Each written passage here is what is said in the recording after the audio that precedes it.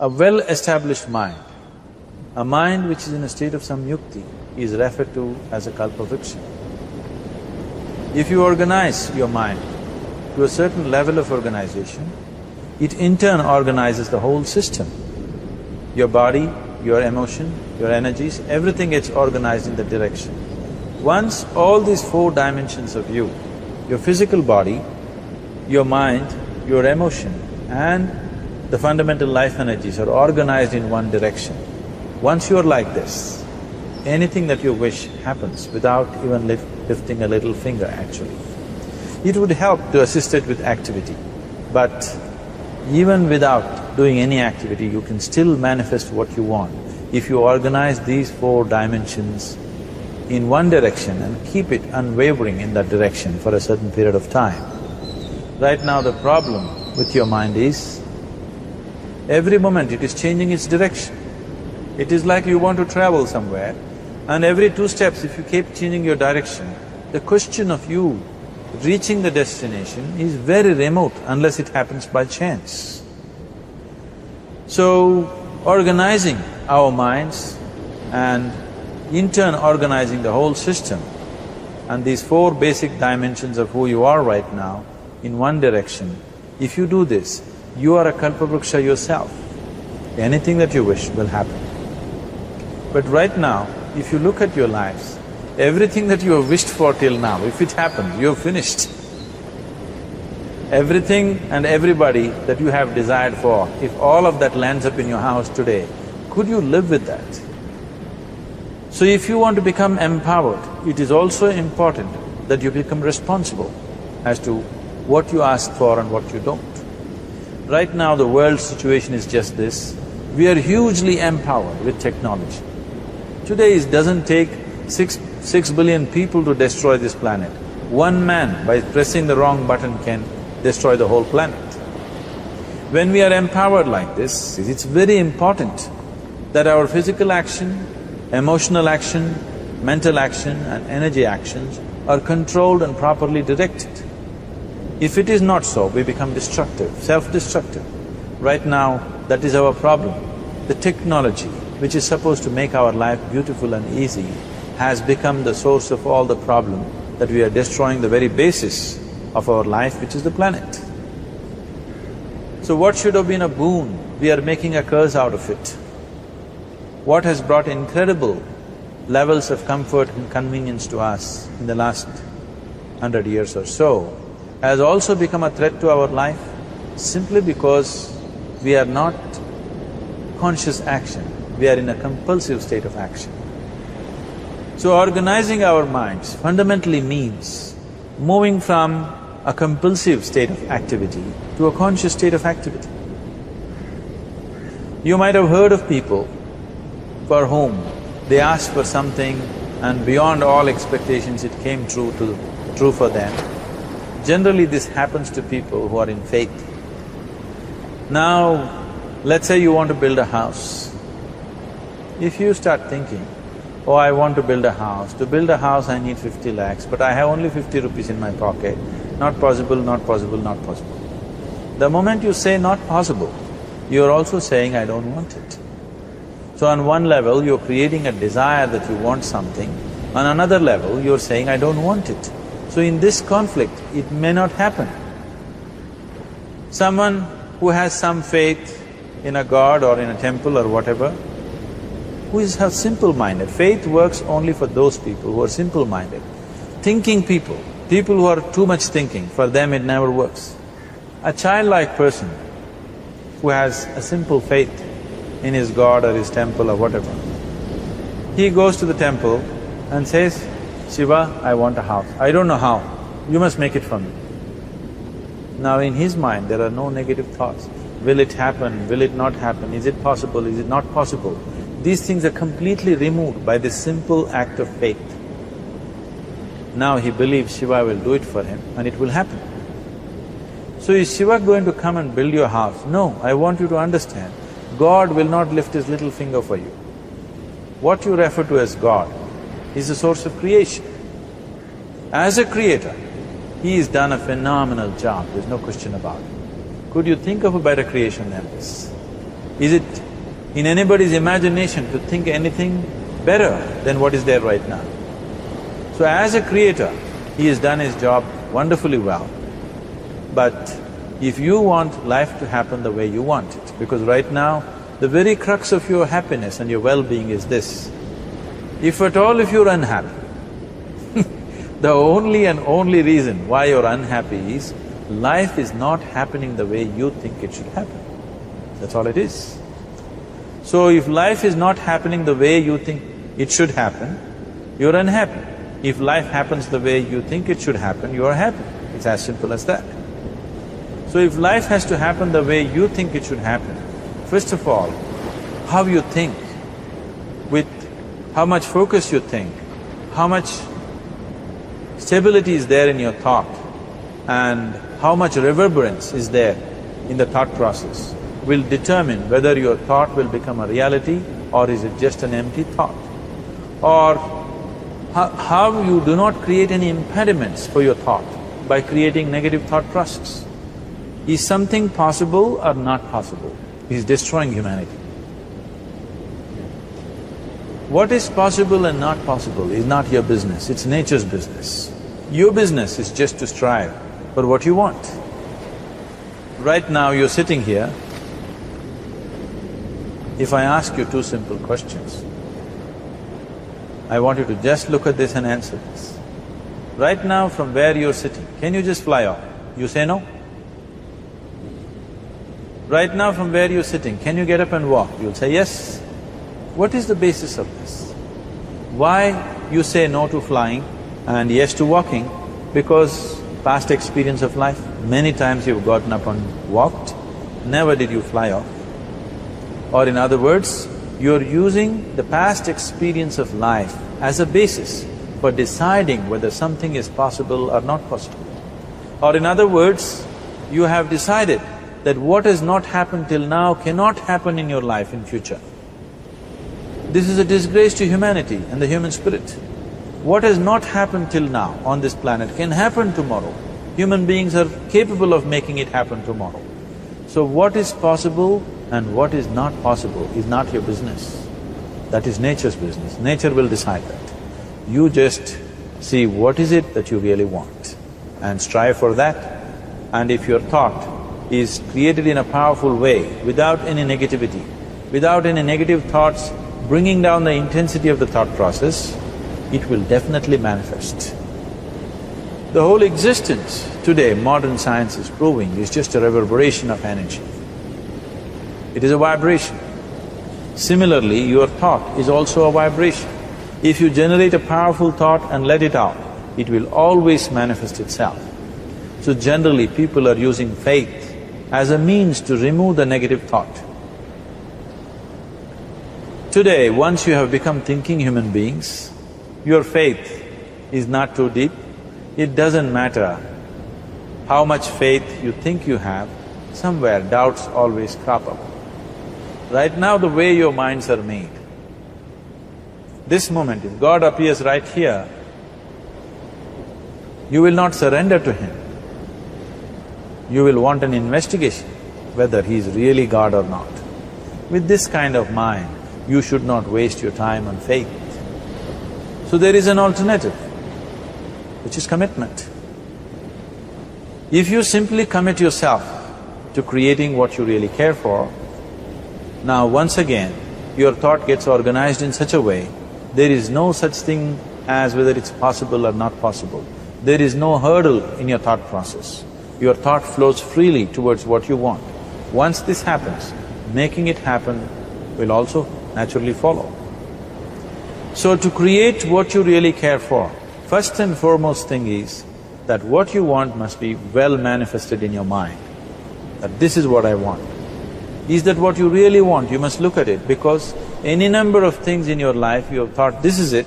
The moment you reach there, you realize that's not it, it's the next one and the next one and the next one. So what is it that one really wants is one thing. First of all, we must explore. Once that is clear, and we are committed to creating it, now there is a continuous process of thought in that direction.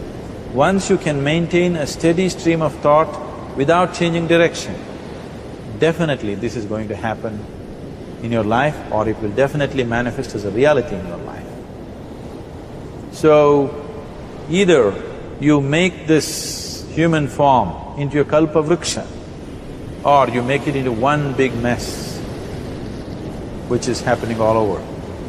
One reason why we have not created the kind of world that all of us would want to live in is, too many people are busy looking up. Too many people are interested in other planets, they're not interested in this planet. For every aspect of their life, they're checking out with other planets. And further, too many people are in service of heaven, they're not on service of this earth. I think right now we need people who are in service of this earth, not heaven. I believe if heaven is closer to divine than where we are, if that is so, I believe they're a little more organized than us, they don't need help from us. This has been a major problem on the planet. Anything that is valuable for a human being, anything that is good, the highest aspects of human life have unfortunately been exported to heaven. For example, if you say love, people say God is loving. We do not know whether God is loving or not. Human beings are capable of love. It is very, very important that people understand human beings are capable of love, human beings are capable of compassion, human beings are capable of joy and blissfulness. All the good things that are possible for a human being, unfortunately have been exported to heaven. If we want to create the kind of world that we want to, we need to understand whatever you refer to as God, the idea of God has entered our mind only because we have seen creation around us. Because there is creation, we have assumed a creator. God is a great creator. What you refer to as God is the source of creation. That source of creation has not failed us, has done a fantastic job. But now the question is about management. If you want to leave the management in the hands of the Creator, He will manage it in His own way, according to His agenda. But that's not what you want. You want life to happen the way you want it. Now, for example, let's say all of you here are the India soccer team for the next World Cup, and I am the coach. So these next 4 years, everything that you need to know about football is taught to you. Everything that I know about football is poured into you in so many ways. Now, the time to play the match has come. You're on the field and the ball comes near your foot, but you look at me, then it's no good. You've seen those coaches sitting there and boiling, nothing happens. Because now, once you're on the field, it's your job. So this is the same thing. The Creator has done a fantastic job. Now you're here, it is for you and me to see how to manage this, how we want it, how to keep this world, how… in what condition would all of us enjoy it best is something that we have to look at. So at every stage in our life, we tend to think, this is it. If this one thing happens, everything will be fine with my life. You reach there and you realize that's not it, and you postpone it to something else and something else. This is going on. The first and foremost thing is, you must be clear what is it that you really want. If you do not know what you want, the question of creating it doesn't arise. If you look at what you really want, what every human being wants is, he wants to live joyfully, he wants to live peacefully. In terms of its relationships, he wants it to be loving and affectionate. Or in other words, all that any human being is seeking for is pleasantness within himself, pleasantness around him. If this pleasantness, if it happens in our body, we call this health and pleasure. If it happens in our mind, we call this peace and joy. If it happens in our emotion, we call this love and compassion. If it happens in our energy, we call this blissfulness and ecstasy. This is all that a human being is looking for. Whether he is going to his office to work, he wants to make money, build a career, build a family, he sits in the bar, sits in the temple, he is still looking for the same thing. Pleasantness within, pleasantness around. If this is what we want to create, I think it's time we addressed it directly and commit ourselves to creating it. So you want to create yourself as a peaceful human being, joyful human being, loving human being, a pleasant human being on all levels. And do you also want a world like this? A peaceful world, a loving world, a joyful world? No, I want greenery, I want food. When we say a joyful world, that means everything that you want is happening. So this is all that you're looking for. So all that you need to do is commit yourself to creating it, to create a peaceful, joyful and loving world, both for yourself and everybody around you. Every day in the morning, if you start your day with this simple thought in your mind, that today, wherever I go, I will create a peaceful, loving and joyful world. If you fall down 100 times in the day, what does it matter? For a committed man, there is no such thing as failure. If you fall down 100 times, 100 lessons to be learnt. If you commit yourself like this to creating what you really care for, now your mind gets organized. Once your mind gets organized, the way you think is the way you feel, your emotion will get organized. Once your thought and emotion is organized, your energies will get organized in the same direction. Once your thought, emotion and energies are organized, your very body will get organized. Once all these four are organized in one direction, your ability to create and manifest what you want is phenomenal. You are the creator in many ways. Why I am saying you are the creator is, I want you to look at the nature of your life right now. If you eat a banana, in 4 hours' time, this banana becomes a human being. There is something within you, a life-creating process, a process which builds this body. The manufacturer of this body is within. You give him a banana, he makes a human being out of that banana. Transforming a banana into a human being is not a small thing, it is a phenomenon. It is just that this phenomena is happening within you unconsciously.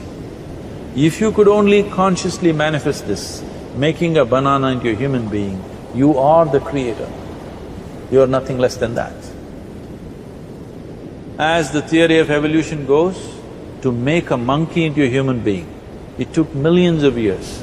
Over an afternoon, you can make a banana into a human being or whatever else, a piece of bread that you eat, into a human being. So, the very source of creation is functioning within you. If you organize these four dimensions of mind, emotion, body and energy in one direction, the source of creation is with you. You are the creator, what you want to create will happen to you effortlessly. Once you're organized like this, now you are not a mess, you are a kalpa vriksha. You have the power to create what you want. There are tools and technologies as to how to organize this system in such a way that instead of being a psychological mess, you can make yourself into a kalpa vriksha.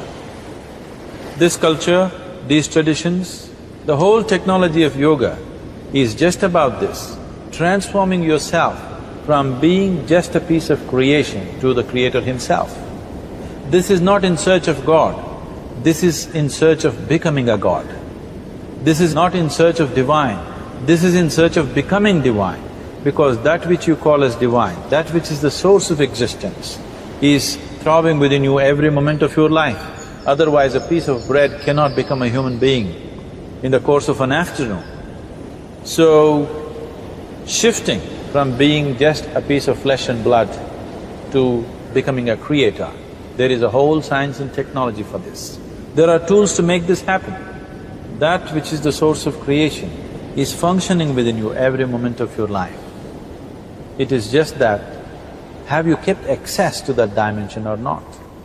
Organizing the four basic elements of your life will give you that access. There are tools and technologies to do this.